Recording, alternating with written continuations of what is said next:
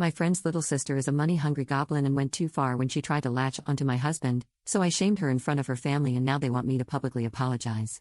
For context, I, 31F, am close friends with my college roommate Lisa, 33F, and I love her dearly. She has a younger sister, Amy, 22F, whom I've occasionally met in college, but she was so young at that time we never really hung out. Lisa had a bridal shower in February, and I financially contributed to most of it since I wasn't able to be there in person to help with the planning. I gave money to Amy to pay for everything, the decor, food, and booze.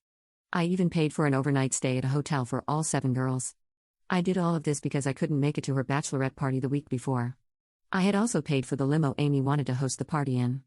At the shower, I saw Amy, and she was gushing about how I had spent a lot of money on Lisa. I simply said if it's for Lisa, I would have paid for anything. Amy was hinting that my job must have been paying a lot of money for me to spend this much on Lisa. I'm a new surgeon who just graduated from residency. I got a pay bump, but it wasn't much. I'm lucky because my husband, 40M, is supporting me while I go through fellowship. My husband is a doctor too, but so much more advanced in his career than me. For my wedding gift, he paid off the remainder of my student loans. He is amazing, and I couldn't ask for anything more. The wedding happened in March, and my husband and I attended. Family and close friends were invited to Lisa's parents' place for dinner afterward. Amy was very handsy with my husband, even during the wedding. She was asking him about his job, how smart he was to be working in the ICU, how hot he was, how he looks like a young Alain Delon, and so on. My husband was giving me signals to come to him and bail him out, and I did. This happened at least 2 more times. At Lisa's parents' place, Amy was wrapping her arm around my husband's back and serving him drinks and food. I told Lisa's mom about how Amy was making me and my husband very uncomfortable, and her mom pulled her aside and told her off.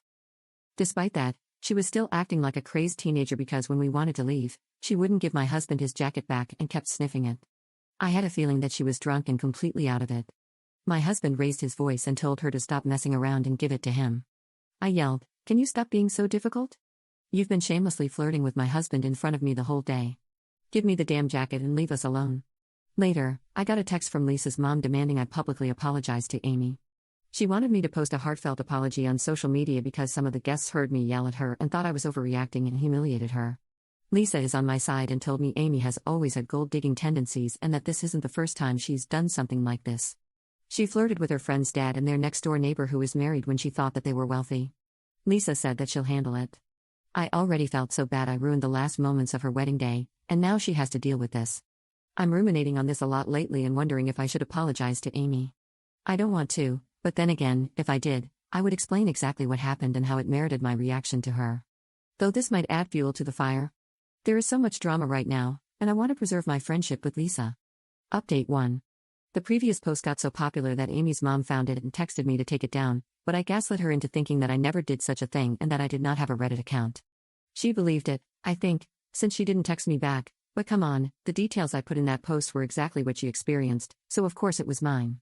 Moving on, I didn't apologize to anyone or do anything at all, frankly.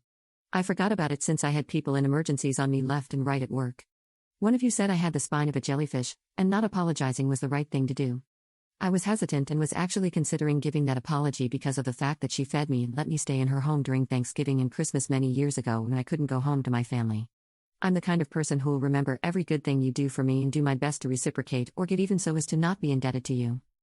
A lot of people insinuated that me being docile and restrained in those kinds of situations makes me a bad surgeon, to which I say, I beg your effing pardon.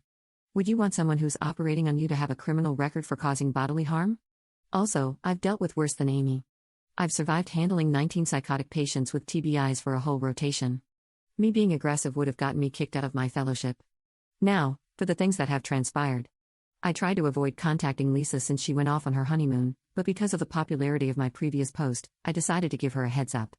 Lisa was more than apologetic. In fact, she FaceTimed me, and we had a very teary conversation about her family. There was a lot more going on that I never knew, but mine and my husband's involvement in her family drama was the last straw. She had decided to go no contact with her mom and sister. She also warned me that Amy might approach my husband in some way, but I have no idea how. She's also getting her extended family involved about Amy. My husband does not have any social media, and he did not give out his number to anyone at all during the wedding. He is big on loyalty and transparency in our marriage. We have access to each other's electronics, and I know he would never cheat on me. 3 days ago, someone called my husband's clinic asking to get his number for an emergency and that she needed to get a hold of his wife. The nurse who answered refused to give a physician's personal number, and the conversation got heated. My husband's colleague, another intensivist, took over and asked her to tell him what the emergency was so that he could tell my husband himself. The person on the phone argued some more, and when the doctor wouldn't give, she hung up. That friend told my husband what happened and said the woman didn't give her name but had a very high-pitched childlike voice. My husband immediately knew it was Amy, but we have no proof. I know it was her. She must have searched my husband's name on Google and found where he works since his professional profile is online along with the name of his hospital. I'm getting more and more irritated by this whole thing and have gone full-on mama bear mode over my husband. He was furiously annoyed after the wedding and was saying if the genders were switched, he would have definitely gotten punched not even halfway through the wedding. My husband had terrible experiences with women before. 2 women at different times tried to baby trap him, one did some Moriarty-level manipulation, and one harassed us when we were dating. He is usually a cool and calm guy, but now he hasn't been smiling or joking around with me like he always does ever since the wedding. I consulted my uncle, who is a lawyer, but we don't really have many options yet.